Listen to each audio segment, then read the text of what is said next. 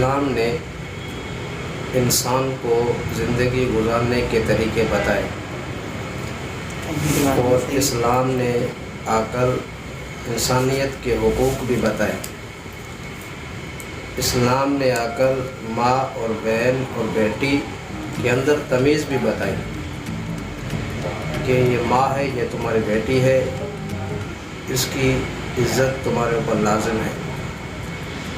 لیکن اس دنیا کے اندر ایک ایسا طبقہ ہے جس نے انسانیت کی حدیں پار کر دی، جس کو ملحدین کے نام سے جانا جاتا ہے. وہ کہتے ہیں کہ بہن کے ساتھ جنسی تعلق رکھنا جائز ہے، آدمی بہن کے ساتھ بھی نکاح کر سکتا ہے. اسلام کہتا ہے کہ نہیں، بہن سے نکاح نہیں کر سکتا. اور یہی میڈیکل سائنس بھی کہتی ہے کہ اس کے بہت سارے نقصانات ہیں. اسلام کہتا ہے کہ بہن سے نکاح کرنے سے سماجی و معاشرتی نقصان ہیں. میڈیکل سائنس بھی کہتی ہے کہ بہن سے شادی کرنے کے بھی یعنی کئی نقصانات ہیں. ایک ملحد کراؤس، جو دنیا کے تمام ملحدین کا یوں سمجھو سربراہ مانا جاتا ہے، وہ کہتا ہے کہ بہن سے نکاح جائز ہے. If you ask me the question, is it, and this is an interesting question, if a brother and a sister loved each other and used contraception, is there something absolutely morally wrong about that? And that, by the way, and it was once, and they went off and it didn't affect anything else, I'd have to think about it, because I don't think there's any absolute condemnation. لیکن پھر ایک اور ملحد حارث سلطان، وہ کہتا ہے کہ نہیں، ایتھیزم اور الحاد نہیں کہتا کہ آپ بہن سے نکاح کرو، بلکہ یہ ایک فلسفے کی بنیاد پر یہ کہا جاتا ہے. ایتھیزم صرف ایک نگیشن ہے.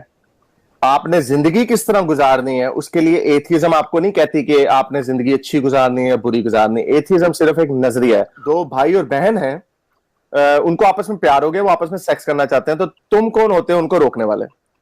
تو ہم اس کا نظریہ یہ دیتے ہیں کہ کانسیکوینسز کیا نکلتے ہیں. بہن بھائی ہیں، آپ کون ہوتے ہیں، اس کا کانسیکوینس کیا نکلے گا. آج 10 بندوں نے کہا، کل 100 بندے کہیں گے. اور یہ بہت پاسبل ہے، کیونکہ اگر ایک بھائی اپنی بہن کے ساتھ پیدا بچپن سے کھیل رہا، ہو سکتا ہے اس کو پیار ہو جائے، بہن بھائی کو آپس میں پیار ہو جائے، کیونکہ وہ کسی اور کو جانتے نہیں ہیں.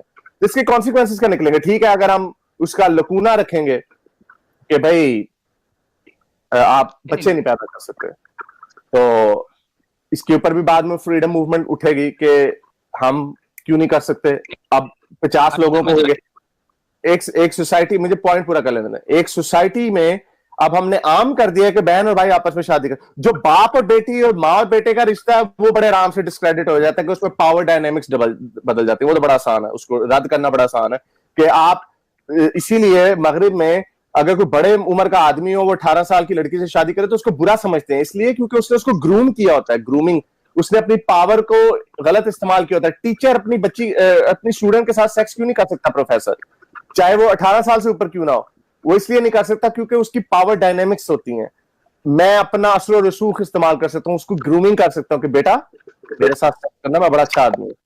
اور وہ اس کو 5-6 مہینے بعد اس کو گرومنگ ہوتی ہے. تو جو باپ بیٹے اور ماں بیٹے کا جو رشتہ ہے یا باپ بیٹی کا رشتہ، وہ تو بڑا بہن بھائی میں مسئلہ آتا ہے. تو بہن بھائی میں وہی کانسیکوینشلزم کا نظریہ آتا ہے کہ اس کے کانسیکوینسز کیا نکلیں گے سوسائٹی پہ.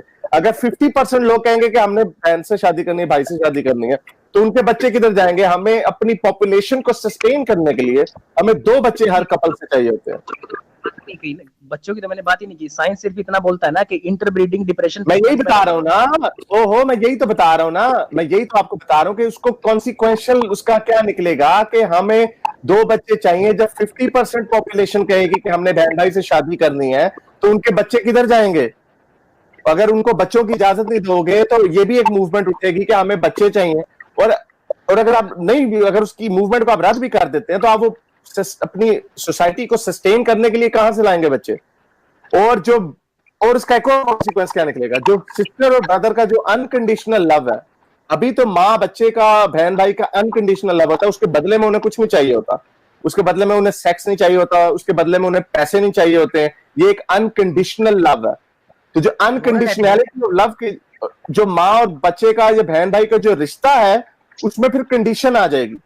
उसमें भाई सोचेगा, अगर बड़ा है उम्र में 5-6 साल बड़ा, वो सोचेगा ये बड़ी होगी तो मैं इसके साथ सेक्स करूंगा, कंडीशन आ जाएगी उसमें, और नहीं करेगी तो डोमिनेशन और ये वो और चीजें आ सकती। तो इसके कॉन्सिक्वेंसेस क्या निकलेंगे? इसलिए एथिज्म का इससे कोई ताल्लुक नहीं, इसका दूसरे फलसफे से ताल्लुक है कि कॉन्सिक्वेंशलिज्म क्या है।